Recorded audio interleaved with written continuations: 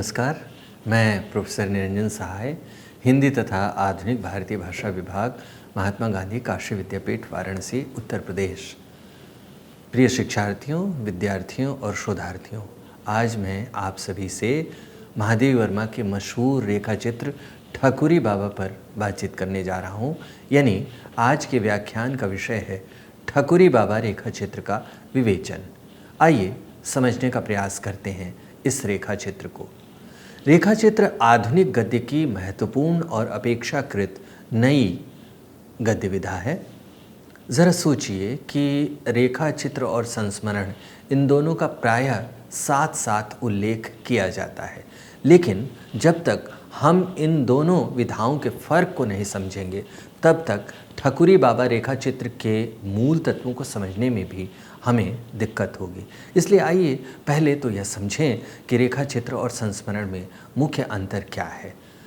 देखिए, संस्मरण में स्मृति की प्रधानता होती है और रेखाचित्र में देश की प्रधानता होती है। यानी रेखाचित्र में हम सूक्ष्म वर्णन को तरजीह देते हैं, जैसे किसी चित्रकार के द्वारा रेखाओं के माध्यम से बारीक दृश्यों का रेखांकन किया जाता है, उसी तरह रेखाचित्र लेखक भी वस्तु का वर्णन करते हुए उन बारीक से बारीक रेखाओं को पकड़ने का प्रयास करता है, जिससे किसी व्यक्ति का जीवन बनता है और महान रूप से उभरता है। लेकिन संस्मरण में स्मृति की प्रधानता होती है, याद की प्रधानता होती है। उसी तरह संस्मरण हमेशा महत्वपूर्ण व्यक्तियों पर आधारित होता है, जैसे निराला पर कोई संस्मरण लिखे या किसी अन्य बड़े राजनेता या साहित्यकार पर कोई स्मृति पर आधारित अपनी बात कहे, जैसे गांधी जी पर या जयप्रकाश नारायण पर या बिस्मिल्लाह खां पर। लेकिन रेखाचित्र हमेशा साधारण व्यक्तियों पर लिखा जाता है।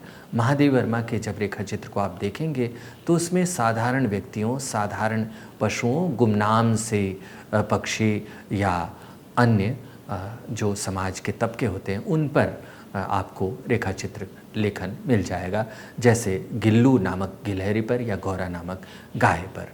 तो हम आज महादेवी वर्मा का जो मशहूर रेखाचित्र है उसके बारे में समझने जा रहे हैं। कुछ और बातें समझ लीजिए। हिंदी में रेखाचित्र नामक जिस साहित्यिक विधा की उत्पत्ति हुई उसके उदाहरण अंग्रेजी या अन्य यूरोपीय साहित्य में उपलब्ध नहीं है। वास्तव में हिंदी में इस साहित्यिक कला का आविर्भाव चित्रकला में प्रचलित पोर्ट्रेट के आधार पर हुआ है। हिंदी में रेखा चित्रकार के रूप में महादेवी वर्मा, रामवृक्ष बेनीपुरी आदि का अभ्युदय सन 1930 के बाद हुआ। रेखाचित्र में न तो संपूर्ण कथा होती है और न किसी पात्र का संपूर्ण जीवन वृत्त। हम देखते हैं कि लगभग सभी छायावादी रचनाकार 30 के दशक के बाद गद्य लेखन की ज़रूरत को महसूस करने लगे थे, चाहे निराला के उपन्यास और कहानियाँ हों या फिर प्रसाद के उपन्यास और कहानियाँ। साथ ही सुमित्रा नंदन पंत की कहानियों में भी यथार्थ चित्रण की यही प्रवृत्ति विद्यमान है, जिसका प्रवर्तन प्रेमचंद ने 1918 में ही कर दिया था। 30 के दशक तक आते आते स्वतंत्रता आंदोलन की विभिन्न धाराओं, विशेषकर किसान, मजदूर, युवा और स्त्री समुदाय आदि से जुड़े प्रश्न उठने लगे। इन जन संघर्षों ने साहित्य को गहरे रूप में प्रभावित किया, जिसके चलते यथार्थवाद की प्रवृत्ति कहीं अधिक परिपक्व और पुष्ट हुई। महादेवी जी के रेखाचित्र इसी जीवंत यथार्थवाद से संबंधित प्रेरणाओं तथा घुटन को बड़ी गहराई से व्यक्त करती हैं। इन रेखाचित्रों की खास बात यह है कि इनके पात्र प्रायः दलित, वंचित तथा पीड़ित सामाजिक समूहों से निकल कर आते हैं। निर्धन, प्रताड़ित चरित्रों का एक विशाल भंडार ही महादेवी जी के गद्य साहित्य का केंद्रीय विषय है। सेवक राम, सेविका भक्तिन, साग भाजी का विक्रेता, अंधा आलोपी, कुंभकार बदलू, पहाड़ी औरत लक्ष्मा, चीनी युवक, कूली जंग बहादुर और धनिया आदि सभी ऐसे ही पात्र हैं जो अपने अपने जीवन की जो यथार्थ विभीषिकाएँ होती हैं उसको जीते हुए वे हिंदी साहित्य में आते हैं और उसके अमर पात्र के रूप में स्थापित हो जाते हैं। महादेव वर्मा द्वारा रचित ठाकुरी बाबा मात्र रेखा चित्र ही नहीं है, अपितु इस रचना के माध्यम से उन्होंने ग्रामीण समाज के उस अंग की सामाजिक स्थिति को भी यथार्थ रूप में प्रस्तुत करने का प्रयास किया है, जिनके जीवन में आवश्यक बुनियादी साधनों का अभाव है। फिर भी उनमें मानवीय सहानुभूति, करुणा, कर्मठता, जीवन राग जैसे तत्व गहरे रूप में विद्यमान है। भाषा और शिल्प के लिहाज से महादेवी जी का यह रेखा चित्र उत्कृष्ट है। हाँ, यह ज़रूर है कि उसे इतनी लोकप्रियता नहीं मिली जितना उनकी अन्य रचनाओं को, फिर भी अपनी गहरी सामाजिक संवेदनशीलता के कारण यह रेखा चित्र विशेष बन जाता है। रेखा चित्र की शुरुआत महादेवी जी अपने कल्पवास के प्रसंग से करती हैं, जहाँ प्रकारांतर से भक्तिन के चरित्र के पहलू सामने रखती हैं, लेकिन मुख्य अभिप्रेत है ठाकुरी का चरित्र चित्रण। हालांकि वर्णन के बीच बीच में कल्पवास से जुड़े धार्मिक रीति रिवाज और उसमें निहित मूल प्रेरणा को भी उकेरा गया है, लेकिन ठाकुरी की दुनिया में प्रवेश करते ही रचनाकार का पूरा ध्यान उस पात्र के इर्द गिर्द ही घूमता है। लेखिका के कल्पवास की कुटिया में संक्रांति के ठीक पूर्व संध्या पर ग्रामीण यात्रियों के एक दल ने प्रवेश किया। एक वृद्ध सज्जन कल्पवास के रैन बसेरे में ठहरने का निवेदन करने लगे। वे अकेले नहीं थे, बल्कि एक पूरी टोली उनके साथ थी। बूढ़े सज्जन की वाणी में इतनी मधुरता और सरसता थी कि उन्हें ठहरने की अनुमति प्राप्त हो गई। कुछ ही क्षणों में लेखिका की पर्णकुटिया शोर से भर गई। देखते ही देखते वृद्ध बाबा ने कुटिया के बरामदे में अपना आडंबर फैला लिया। फटी और अनिश्चित रंग वाली दरी और मटमैली दुसूती का बिछौना, उसके पास रखी हुई एक मैले फटे कपड़े की गठरी उसका एकाकीपन दूर करने लगी। लाल चिलम का मुकुट पहने नारियल का काला हुक्का बांस के खंभे से टिका दिया गया था। तूल की गोट वाला काला सुरती का बटुआ दीवार से लटकने लगा। खंभे और दीवार से बंधी डोरी की अलगनी पर एक धोती और रुई भरी काली मिर्जई, निरंतर तैल स्नान से स्निग्ध लाठी, पैतानी की ओर यत्न से रखी हुई काठ और निवाड़ से बनी खटपटी। अब आप इस पूरे चित्रण को देखिए कि किस तरह से बारीक से बारीक जो उपस्थिति है, उपस्थिति का जो बारीक से बारीक तत्व है, उसे पकड़ने का महादेव वर्मा प्रयास कर रही हैं। मैंने आपसे बातचीत के आरंभ में कहा था कि रेखा चित्र में देश की प्रधानता होती है। देश का मतलब जिस वस्तु का वर्णन किया जाता है उसकी बारीक से बारीक जो विवरण है उसको प्रकट करने का कौशल। लेखिका ने बूढ़े बाबा के सामान के साथ ही उनका पूरा होलिया सामने रख दिया। अब देखिए, रेखा चित्र में ही यह विशेषता दिखाई पड़ती है। किस तरह से महादेव वर्मा लिख रही हैं। सिर का अग्रभाग खलवाट होने के कारण चिकना चमकीला था, पर पीछे की ओर कुछ सफ़ेद केशों को देखकर जान पड़ता था कि भाग्य की कठोर रेखाओं से सभीत होकर वे दूर जा छिपे हैं। छोटी आंखों में विषाद, चिंतन और ममता का ऐसा सम्मिश्रित भाव था जिसे एक नाम देना संभव नहीं था। लंबी नाक के दोनों ओर खींची हुई गहरी रेखाएं दाढ़ी में विलीन हो जाती थी। नंगे पांव और घुटनों तक ऊंची धोती पहने इस बूढ़े बाबा की लंबी सफ़ेद दाढ़ी के बीच कुछ एक काले बाल विचित्र सा आकर्षण पैदा करते थे। यही थे ठाकुरी बाबा। वे भाट वंश में पैदा हुए थे। अब आप इस पूरे वर्णन के विवरण को देखिए कि किस तरह से कोई भी बारीक से बारीक चित्रित होने वाली जो स्थितियां हैं वह किस तरह से महादेवी के गद्य संसार में अपनी खूबसूरत अदा के साथ प्रविष्ट होती है, जो रेखा चित्र विधा की एक खास विशेषता है। चारणों की परंपरा के भी अवशिष्ट थे, यानी ठाकुरी बाबा। इसलिए उनका धंधा व्यक्तिगत मनोविनोद भर रह गया था। पैतृक धंधे के रूप में मिले इस काव्य कला की वजह से वे दुनियादार आदमी कभी नहीं बन पाए। इसी वजह से उन्होंने पैतृक संपत्ति और ज़मीन जायदाद की कभी चिंता ही नहीं की, और जो उनके सौतेले भाई थे उन्हें सांसारिकता से दूर ही रखा। ठाकुरी के पत्नी पर उसके भौजाइयों ने निंदा का ऐसा अभियान चलाया कि उसकी गर्दन पर मेहनत मशक्क़त का कठोर जुआ लादा जा सके। ठाकुरी अपने परिवार की चालाकियों को नहीं समझ पाते। भाइयों द्वारा उपेक्षा, भौजाइयों की व्यंग्यवाणी आदि उनके पत्नी की पीड़ा की वजह थी। उसने इस निरंतर उपेक्षा और यातना के बीच 1.5 साल के बच्ची को छोड़ प्रसूति ज्वर से पीड़ित हो इस नारकीय जीवन से मुक्ति पाली। पत्नी की मृत्यु के बाद उन्हें ही माता पिता का फर्ज निभाना पड़ा। बेटी बेला के लिए वे पिता ही नहीं, माँ की भूमिका में भी थे। दुर्भाग्य का ऐसा घेरा कि जवान होते होते बेला का पति चेचक की वजह से अंधा हो गया। ससुर ने अंधे दामाद को भी काव्य में शिक्षित किया और घर चलाने के लिए जिस बूढ़ी मौसी को ठकुरी घर लाए थे वह भी इस काव्य संगीत मंडली में शामिल हो गई।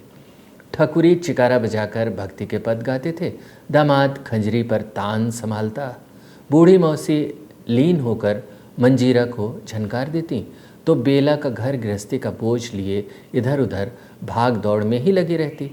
ठकुरी के घर में अब एक भैंस, 2 पछाई गायें और थोड़ी बहुत खेती हैं। कह सकते हैं कि आजीविका की आवश्यक ज़रूरतें ठकुरी ने जुटा ली थी। बेहद ही सरल ठकुरी बाबा पूरे मस्त मौला और पक्कड़ स्वभाव के थे। कोई गुड़ की एक डली के बदले में उनसे आधा सेर आटा ले जा रहा है, कोई 4 मिर्च के बदले आलू शकरकंद का फलाहार, कोई तोला भर दही के कटोरा भर चावल पा जा रहा है और कोई रत्ती भर घी देकर लुटिया भर दूध ले जा रहा है। दूसरों को देने, उसकी ज़रूरत पूरी करने में ठकुरी बाबा को एक ख़ास तरह के आनंद की अनुभूति होती। वह भावुक और विश्वासी जीव हैं। चिकारा हाथ में लेते ही उनके लिए संसार के मायने बदल जाते। ग्रामीण जीवन की सहजता, उदारता, सौहार्द, सरलता और भावुकता के वे जीते जागते उदाहरण हैं। यानी उन्हें पता है कि उनके साथ क्या किया जा रहा है, बावजूद इसमें भी उन्हें रस मिलता था और उनकी भावुकता उन्हें एक आम मनुष्य से खास मनुष्य में रूपांतरित करती थी। कल्पवास में ही ठकुरी बाबा के साथ जो टोली थी या कहें कुटुंब, उसमें थी एक विधवा ठकुराइन जो परिवार की उपेक्षा का दंश झेलने को मजबूर हो बाबा का शरण पाकर भाव विभोर हो जाती है। टोली में अपने पति से उपेक्षित एक सहुआइन भी हैं जिसके 2 छोटे बच्चे हैं जिनके लिए वह जीवन के कठिन दौर से गुजर रही है। इन 2 महिलाओं के अलावा एक विधुर भी हैं जो अपनी 2 बेटियों के साथ कुटुंब हैं। साथ ही एक ब्राह्मण दंपति भी है। माघी पूर्णिमा के पहले आने वाली त्रयोदशी की रात्रि को भक्तिन और ठकुरी सहित पूरा कुटुंब लेखिका के यहाँ भजन कीर्तन आयोजित करता है। ठकुरी चिकारा की खूंटी ऐंठ रहे हैं, अंधा दामाद खंजड़ी बजा रहा है, बेला आरती फूल बत्ती आदि के काम में व्यस्त है। सब मिलकर एक गीत गाते हैं। औरतें भक्ति के गीत गाती हैं और ठकुरी ने अपने गीत सुनाए। सभी को एक ही स्पंदन, एक ही पुलक और समान भावधारा ने जकड़ रखा था।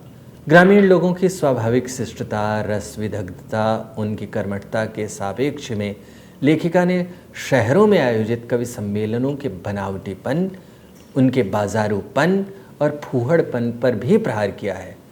वे कहती हैं, हमारे सभ्यता दर्पित शिष्ट समाज का काव्यानंद छिछला और उसका लक्ष्य सस्ता मनोरंजन है। ठीक इसके उलट भाट वंश में जन्मे गांव के गवई के आशु कवि ठकुरी हैं। वे कहती हैं कि उनसे अधिक सहज व्यक्ति से उनका सामना कम ही हुआ है। ठकुरी जैसे लोगों का बाह्य जीवन दीन है पर अंतः जीवन संवेदनापूर्ण और समृद्ध है। ठकुरी गांव के सहृदय समाज के प्रतिनिधि हैं। लेखिका की दृष्टि में उनकी सहृदयता वैयक्तिक विचित्रता न होकर ग्रामीण जीवन में व्याप्त सहृदयता को व्यक्त करती है। यानी लेखिका ने शहर के बनावटीपन और गांव का जो व्यावहारिक भोलापन होता है उसके बीच जो फ़र्क होता है उसको बेहद खूबसूरती से उदाहरण के द्वारा रेखांकित करने का खूबसूरत प्रयास करती हुई नज़र आती हैं। प्रायः हम जब महादेवी वर्मा की कविताओं को पढ़ते हैं तो एक छवि हमारे मन में निर्मित होती है, लेकिन जब हम उनके गद्य को पढ़ते हैं तब एक अलग तरह की छवि हमारे मन में उभरती है।